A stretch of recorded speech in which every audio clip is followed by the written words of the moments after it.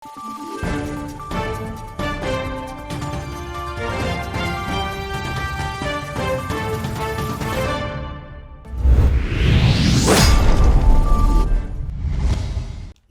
matagumpay ang mga programa, serbisyo at inisyatiba ng tanggapan ng pangalawang Pangulo.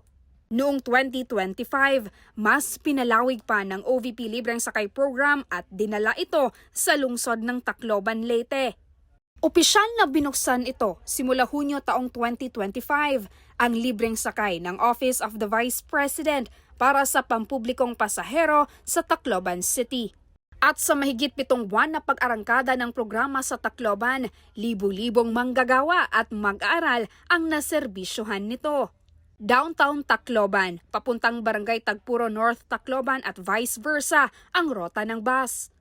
Kwento ng ating mga kababayan, malaking tulong ang programa. Ang pera kasi na sanay para sa pamasahe ay mailalaan sa iba pang gastusin tulad ng pagkain. Napakalaking tulong po kasi po bukod sa dito po sa Tagpuro, mahal po ang pamasahe. Simula po nung pandemic, nagsobrang mahal. Sa araw-araw po, magkano lang po yung sahod namin. Sobrang napakalaking tulong po nito na binigay ni OVP po na libreng sakay. Ay naku, napakalaking tulong ho. Napakalaking ginhawa, especially sa mga estudyante pa rin. Katulad ko, meron akong high school. Mag-high school ngayon, kakasakay ng libre na. Kaya nga nagtanong ako ng SCED.